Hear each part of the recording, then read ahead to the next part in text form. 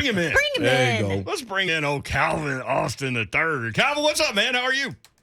Hello, I'm doing great. How are you guys? Doing Doing well, good, man. man. Good energy right At there. what point in life did you know, like, hey, man, I'm faster than everybody else? Were you like 4? 5. Yeah. I was 5. Oh, because it's funny because like anytime in elementary or in preschool we would like kind of go outside. Like I would always run and like we used to be. That's when when you're little. That's when you like really care about who's faster in your class and stuff. And like I would always remember I would always be first. So it's funny because like Mike Tyson gets into it because a guy wants to run up on the champ, right? Like on the plane. Yeah. Like we've talked to Caleb Plant, who's a boxer, and he said, if he goes to the club, people want to run up on him. Was everybody trying to challenge you to a race like all during school? Yes, but it got to a point to where like everyone knew that like I would always win, so like nobody would. And I kind of hated it in elementary because like we'll go outside for recess and like no one wanted to play football or anything because like obviously when I get it, I'm gonna try to score every time, so I'll cut back, run across the field, and so then everybody just stopped wanting to play. So I'm like, man, I got to go play Foursquare. Yeah, I know you still have all your high school records, but I remember talking to you prior to the Mississippi State Memphis game, and so I got to see your speed in person. But I remember you telling me that that's what you guys did as a family. Like, Dad would just take you guys to the track growing up. Like, you just went and ran. It's second nature.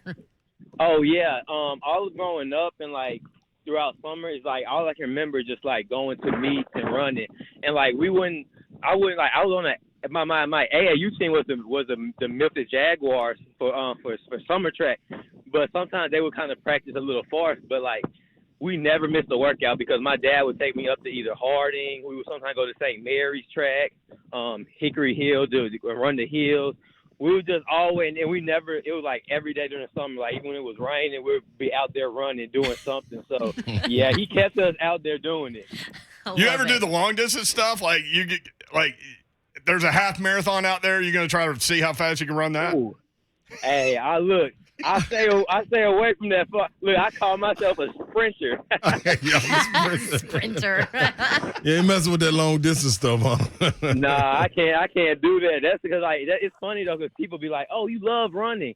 I'm like, now this is specific. I like running fast. Now through that multiple distance. Nah, that's not. That's where we kind of get a little iffy. I think it would be funny though, like if you lined up to start a marathon and you just ran as fast as you could for as long as you could, and like those Kenyan guys that are at the front of the race that are actually trying to win, they'd be like, "Who the hell is this guy? Yeah, what are you doing?" What kind of strategy this guy is is this? really pushing a pace. It's like, look, y'all, I'm about to end it. This is all I got.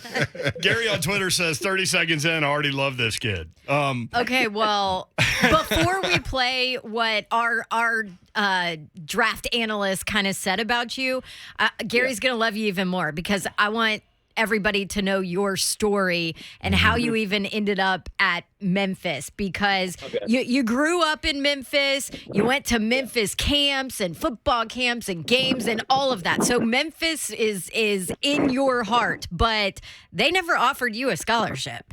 No, and so yeah, kind of like you said. So like even throughout like from 8th, 9th, 10th, I went to like 2 to 3 camps a year, and like each time it was like I would go there. I would obviously run a good 40. I would jump well. One-on-ones would go well, but it was always like that offer never came, and so I kind of got discouraged because I was like, Memphis is my dream school, and that's where I want to go, but it was looking like that wasn't going to be a realistic option. So that's when I started looking at like a couple Ivy League schools and stuff like that. But like I didn't want to go there. But by the way, you couldn't. You're just passing over that. You could have played football at Harvard. That's a hell of a sentence he just threw out there. Columbia, Harvard, Penn. Columbia, and Penn. Yeah. Mm-hmm. Yeah. Wow. And that's why it was like my parents was just like, they were like wondering why I wasn't like super happy, because I'm like, obviously that's a great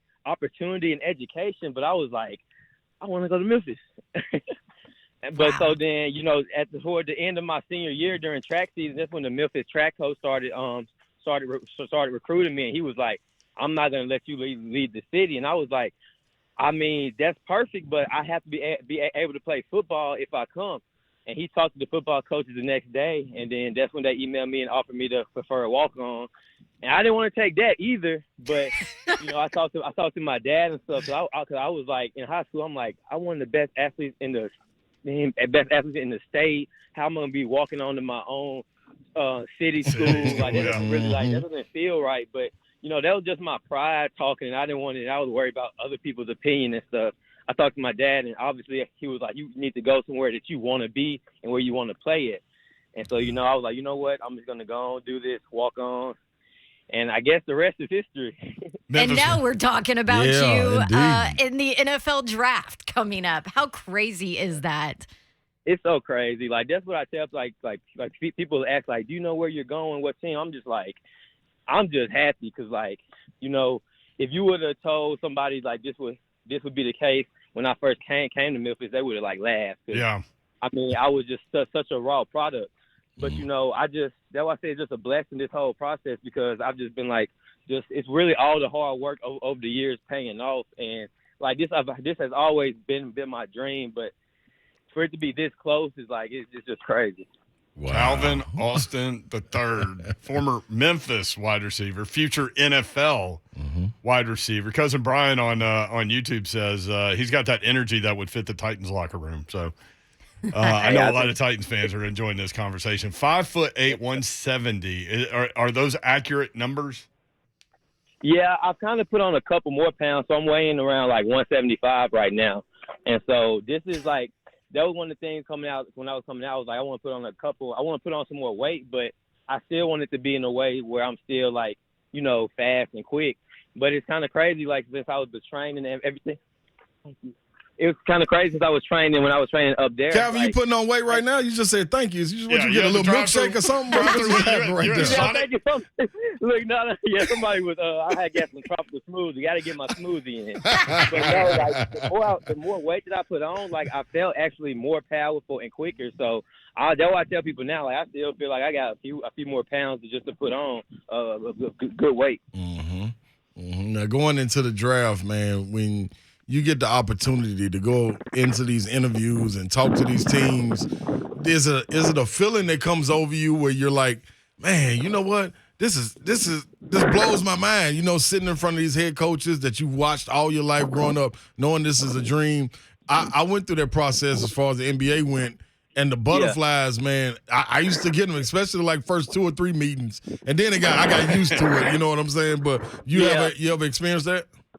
No, that's definitely true. Cause like that's what I tell people. Like when I growing up, I watched football a lot. Not just some people say they watch football, but they may just watch the highlights and keep up. Like no, I'm watching the game. So I know these people, these players and stuff, all this. So when I see some of the coaches or some of the receiver coaches, really, because it's some of them have played before. I'm like, man, it's crazy meeting you. It's Antoine Randall L was my receiver coach for the Senior Bowl. And I know all about him, not just from Google or nothing like that. From me actually have watched the Steelers game and stuff. So just seeing all those coaches and stuff, and that what makes it even more special. Cause it's just you can once you look around and take it all in, you're you surrounded by all these people that you watched growing up when you were little, and now you're in the same company as them. Any particular one stood out to you where you may have heard some feedback? You ain't got to mention the team or anything, but you may have heard the feedback from them and was walked away from them being like, damn, man, I'm going to go turn it up a notch one more time real quick to make sure they know exactly who I am. You ever walked away feeling that way? It actually was like that at the combine because the day, it was a couple of days before we had to run, some of them were asking what are you going to run? And I was like, I'm gonna run 4.3 something, and they're like, "Oh, do you mean are you sure about that, or you do think you're gonna probably run a 4.4? Because you may just be a 4.4 guy." I'm like, hold on, where did that come from? I got a 4.4. I haven't ran a 4.4 since ninth grade. So I'm just I gotta show them what's up then. But that was the one where I was I remember that specifically. I'm like, hold on, they can't really think that, so I got to put something down. Hey, that's cold Love right it. there. I love it. All right, so Calvin Austin III. So Calvin, we've got Dave McGinnis on this radio station. He spent 36 years in the league, was the head coach of the Arizona Cardinals, defensive coordinator, things like that. And so now he breaks down the draft for the radio station for Titans Radio. He's also the analyst. Mike Keith does the play-by-play, and he does the color commentary for the games on the radio. The show right before us, Blaine and Mickey, asked him about you, and this is what he said. Well, he'd be a slot. He's a slot player for Calvin Austin III. There are 2 thirds in this draft. There's John Mechie III from Alabama, and then there's Calvin Austin III from Memphis, okay? That's just a little tidbit for everybody. 5'076", 170. So when you say little dude, that's on the little side. But when you start looking at what he does, 4.32, and that's going to be his calling card, correct? Mm-hmm. You're looking at 4.32. Here is what I say. His size always going to be an issue, but he's got ball skills. He's an athlete, and here's the other thing: give him a chance. All right, give him a chance as a wide receiver 3 or 4. He's got punt return skills that are going to help him be with a team. That's what he is. So that's what fair? Is that fair? Yeah, that's very fair. That's something that I'm definitely agree with, just from the standpoint of, obviously the size is just the size is the size. Right. I feel like the things that I can do, just with ball skills, punt return, kick return, deep balls, screens, I feel like that's just like better. Just shows my versatility and how I'll be able to overcome the height factor. So did you met with the Titans? Yep. How did that go ahead? How did the meeting go? The meeting went great, I met with a whole bunch of teams, but the Titans one is one that I can say definitely stood out. Had some great talks with the coaches and stuff. And so, it's just kind of crazy because, like, you're an individual and it's obviously a ton of other prospects, so you don't know what everybody else is hearing and stuff like that. So, but I've had some really great talks with them. I love that, man. Now, if you know what I ain't saying, if when your name is called, man, let me. Oh, it's gonna be called. Yeah. When your name is called, now you gotta let me know, because you're a true Memphisian at heart. Yeah. I need to know, man. Are you gonna bust out with a cool shimmy? Because we done had Alante Taylor on here, your partner Bryce Woods, my young fellow, man, and my brother Ramon Foster. They all noobs. So at any point, oh, my bad. Let me be quiet. Go and hit him with that one more time. Yo, shout out to the noob. Okay. You know what I mean? So you got that right there in the back of your mind. And then you also got the essence of Memphis. Would you start gangster walking real quick just to throw it back to a salute from the hood? I'm just asking, I feel what you're saying. Look, I was just talking to my parents about that. Just like, I wonder, just like, when my name is called, like, I was thinking about how my reaction would be, but then I'm like, you know what? I feel like when it's called, I'm not going to be prepared for what even my reaction is going to be. Like, I can't even tell you what it's going to be, because, like, how you've been think of you've been thinking of something and dreaming about something for so long that, like, once it's there, it's just like surreal almost. So I don't know if I'm just gonna stand there in shock or what. I love it. Calvin also the third with us. Calvin, I'm curious, as you were growing up, what drove you? What, because you mentioned the height. The height is what it is. Yeah. Well, I'm sure there were a lot of people telling you, man, there's no way this is going to happen. Well, Memphis told him that. Yeah, that's right. Yeah, 100%. So what drove you? It's kind of like, I've always had that just competitive instinct about myself since I was little, just like of wanting to win. But like, as I got older and just like, from even in, I think that was like 7th or 8th grade, I went to the Southern Elite 150 camp and stuff like that. It's like, I would go to so many camps from rivals and stuff like that, and my height, that would be I would perform, do everything great, but like at the end when they doing like camp awards or stuff like that, they would just look at the people who already got some interest or offers and stuff like that. So I guess what drove me was just the fact that, like, I don't know, I've always been been somebody who give myself personal challenges and want to prove stuff to myself. So like half the time I was just doing things to prove it to myself. Just like in track, anytime like I run times and stuff like I was running times to show myself that I can run it. And you know, I kind of just always have that. I'm just trying to just compete with myself to be the best person and player I can be. And that's kind of, I guess it just started since I was little. And then, you know, I have 4 sisters. I have an older one and the three younger sisters. So, you know, my dad just constantly had us doing stuff, competitive stuff, running, doing jumping, all that stuff. So it kind of was just like, I don't know, just been in me since I was younger. Mm-hmm. So, okay, Calvin, now you told all about yourself, man. Now we got to dig deep right here. I got something we do on this show called the Boom Boom Room. Uh-oh. Now, you're going to Boom Boom Room him? I'm nervous now. Now, in the Boom Boom Room, man, it's going to be a series of questions. The only reason you get out of the Boom Boom Room and get out safely is if you tell the truth on every answer to the best of your ability. Do you agree with this? I do agree. Lock the door, huh? Lock the door.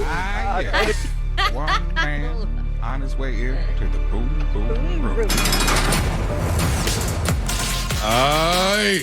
Calvin Austin, you have now entered the Boom Boom Room. Yes, I know you've been through the draft process. You've been through interviews with teams, but you ain't been through nothing like this we're in the Boom Boom Room. So first and foremost, give me your top 3 receivers that you model your game after in the NFL, or guys that you grew up with playing. I would say Tyler Lockett, Tyreek Hill, and Devontae Adams. Okay, I like that. If you were to go up against a guy, you got Usain Bolt, Tyreek Hill, and Calvin Austin, which place are you placing in this race, 100-meter dash? Oh, I'm going to say second to Bolt. Second to Bolt. I like it. That's a good answer right there. Good answer right there. So you from Memphis. Now tell me your favorite dish. If you were taking me to Memphis to get, what's your dish that I gotta get? You gonna be like, man, we gotta go right here to this place. Or I gotta take you home so mom or dad can get you this meal right here. What's your dish? I'm gonna take you to Wing Guru and get you some honey gold wings with some lemon pepper fries. That slays very. Hey man, You're Calvin, my favorite player. Hey man, he just spoke to your heart. What? Hey man, I'm a wing guy, dude. So listen. You a wing? Hey, I knew it. Look, I knew it. That's why I said it. That's why I said it. I knew it. And a lemon pepper. Hey, yeah. Oh, that did it. Had a lemon pepper. Oh, man, you done stunned me in the Boom Boom Room right there, man. I get to go out early. Yeah, you might get to go out early. All right, this is the last question for you, Cam. Now, one of the things, if you got to talk to your pops or you got to talk to your mom one-on-one after being drafted. You sit down. We got 2 minutes to explain why you're so appreciative of the spot that they got you in. What would you tell them? I'll just say I thank my dad for just all the sacrifices that he made from when he would work the night shift. He's a Memphis police officer. He'll work the night shift, and in the morning he'll get up out of his sleep to take us to coach whatever team we're on, practice for track and stuff like that. And I thank my mom for just always being there for me. I'm a mama's boy, so you know I'm spoiled by her, and she always just encourages me, believes in me. And my dad also tell him too that like all those talks that we had throughout the years of from me being a freshman, a redshirt freshman, redshirt sophomore, when I would get discouraged, all those talks and stuff paid off and helped me, because sometimes I would get discouraged, but hearing his voice and the things he had to say really made a difference. That's what I tell him. Hey, man. Hey, listen. This your last thing, man. I'm letting you out the Boom Boom Room. You done did an awesome job, first of all. Second, in a day, you Memphis to the heart. How many times would you say Maine if you just talking to one of your partners? Man, I'll probably say it. You know what? Honestly, it's crazy because, like, I never it's crazy because like on the football team, we don't really notice like the people from Memphis. We don't really notice how much we say certain things. Until, like people from Louisiana, they'll say like, "Man, y'all say this a lot. Y'all say done or something like that." But then I'm like, "Y'all be saying this a lot." So I'll probably say it. Man, I don't even know. I can't even count. Well, that's twice right there in 20 seconds. So. A part of me. That's what it's about, man. Calvin Austin, man, you made it out of the boom boom room. Thank you, my brother. Good job. That is. Brought to you by Low T Center, too. Oh, let me just throw that out there. Yeah. Hey, Calvin, good luck, man. I know a lot of people listening. Man, we're rooting for you, dude. Hope the Titans call you. Where are you gonna be during the draft? How are you gonna take this in? I'm gonna be at home with my mom, dad, and sister. So I'm just gonna be watching it with them. That's it, man. All right, man. Hey, appreciate the conversation, brother. You got a lot of fans in Nashville now. I know that. Without question. Thank y'all. It was great talking to y'all. Man, that's what's Thanks, up. Calvin. There you go. I told you guys, didn't I? Oh, Calvin, you still there? Yeah, I'm still here. Was the play dead when you picked it up and went back to the house with it? Here we go. I just need to know. Dead. Hey, it wasn't dead, and it counts. It wasn't dead. Keep it coming, yes. My man. All right, Calvin. See you, man. All right, thank y'all. I forgot about that. Mississippi State fans in Nashville, maybe not. They did not forget about that. That was for you, Lonzo, in the chat. At Calvin Austin, I told you guys, though, when I came home from that Memphis game, I was like, y'all. You raved about him. This kid I see is why special. now. Yeah. You raved about him. Yeah. Larry said that was one of the best interviews ever. Slay found his long-lost brother in Calvin with his wing choice. Man, I can't believe that boy said that, man. Man, if he comes to Tennessee, Slay's got even a new BFF. Man, we opening up a shop. Tacos and wings. It's on. Man. Yeah, Cali Tacos, Worldwide Tacos and wings. Can you imagine that speed on the Titans? That's where I'm talking about it. Prensky gets a clinch a playoff spot. We'll talk about that. Also, if you want to comment on that conversation there with Calvin Austin III, 615-737-1045.